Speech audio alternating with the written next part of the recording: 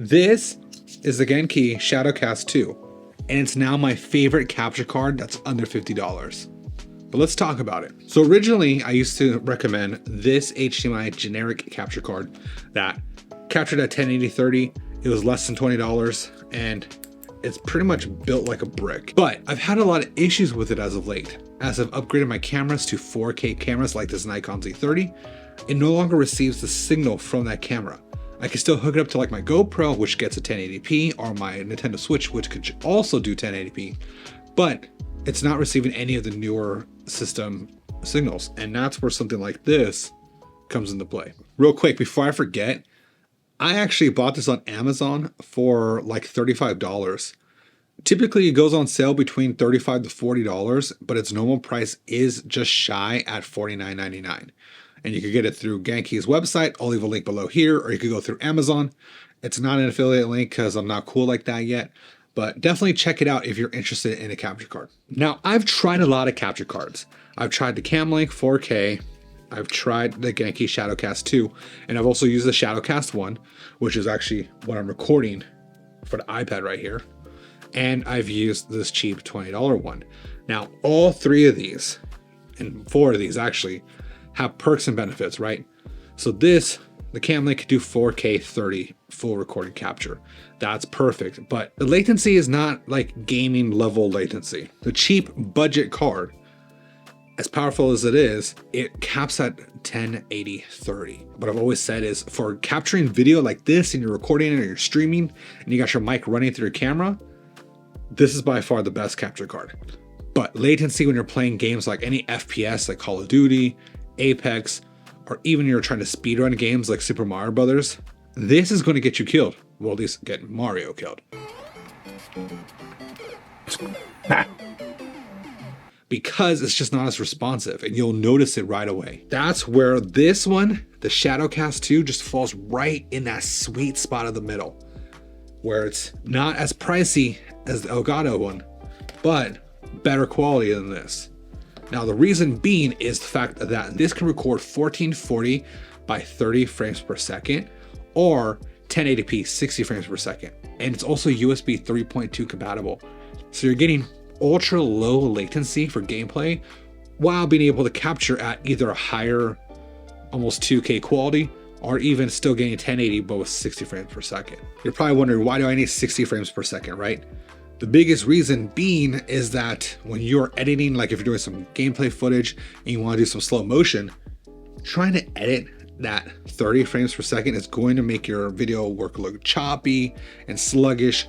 Whereas with 60, you actually can really kind of start playing with slow motion, especially if you're trying to do that whole like, check out this awesome jump or miraculous kill, or, you know, Smash Brothers throwing them off the hook side, whatever you call it. So the two benefits, right? I said, capture quality. You just get a higher capture quality. What I've noticed in my recordings of this, when I'm using a color balanced camera, so I actually use the full gray scale screen and I'll balance my colors. Something like this, you're gonna get a very green hue. You may not notice it, but you will see it, especially in like skin tones and whites, whereas you get a little bit more truer to color with this capture card. Now again, I'm being a little bit picky, but again, it comes down to the clarity and the quality of capture. Again, 1080/30, 1080/60. You get a better bit rate and you just get potentially higher quality. Plus input. This can handle 4K inputs as well, whereas this can handle 4K inputs. So maybe you have an Xbox Series X, or you have a camera like a Sony or a Nikon or Canon that could shoot out 4K footage at 4K 30 or 4K 60. This can accept that input and then digest it out and capture at that relatively, you know, like I said, 2K to 1080p. You just get a better quality of HD. Another difference, like I said, biggest reason number two why I recommend this now over this one is the fact that you do get ultra low latency. And like I was saying, when you're speed running Mario Brothers, which is something I kind of like to do, you will notice just that from you pressing the button to when Mario actually jumps on the screen, it's much more noticeable, the latency between your actions on your controller versus the actions that are handled on the screen. Now, mind you, other capture cards like an Elgato 4K X or even like an HD60X or HD60S or even the new Neo captures, they have ultra low latency, but they also have an option of pass through, meaning that you could run one video feed into your capture card and go to your PC to record and another one out to your TV. Now, a lot of people don't have the same luxury to have that kind of capture card, nor do they have a TV where they could play on. So being able to have a capture card like this that also carrying low latency, now you could use your same recording screen as your gameplay screen. So you don't have to worry about having two monitors or having a more expensive capture card. Now, if you're like me, you're a little bit more, hey, I want the best of the best with honors, then yes, I would go with the Camlink. It's $100, typically on sale nowadays. But like technically it retails for like $120.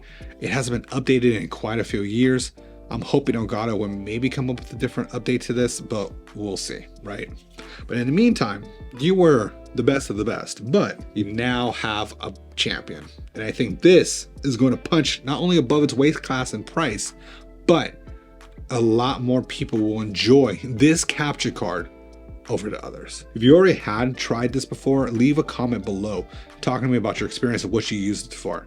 If not, and you're interested in this, go ahead and send me an emoji of the guy winking that's saying, hey, you know what I'm talking about. I really think that one of the best uses for this, honestly, is going to be for my people who do like live streaming chats, right?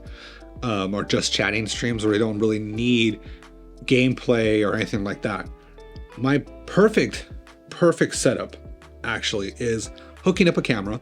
So I'd hook up like my Nikon Z30 and I would run the camera through this into my iPad. And if you actually look at this background video here, this is a perfect example of me doing it. And I'm actually recording that footage into my iPad right now. Like, let's actually take a look at that footage and you can see just how it looks. Hey, I'm on the iPad now. Look at me. Look at me go. So originally Genki actually kickstarted these capture cards because they were meant for the Nintendo Switch. And the idea was for the Switch base is that it's small enough that you could actually come to the back here and actually plug and hide this capture card in the back of your Switch. So it's a discreet, it's out of the way, and then I could go ahead and run my power and run this to my computer. And now I can play my Switch on a bigger screen because I only have, like, let's say my computer, right? Maybe I'm in college and I can't afford to have a TV. But now I can play my Switch with low latency on my computer, no problem. Or I could capture it, or I could use that to stream.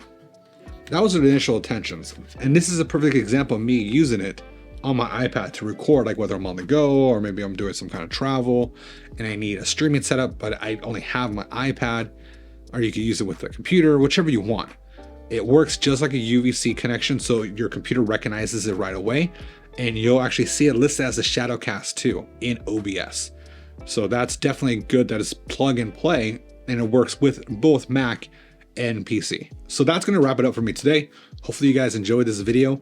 Leave a comment below, like I said, if you've used this card or if you've considered using this card, or even if you're just shopping for a budget capture card or like a second capture card because you need to add for like a second camera or a second gameplay like setup. Otherwise, I'm Joe. This has been Mods to Excel, and as always, I'll catch you guys next time. Peace.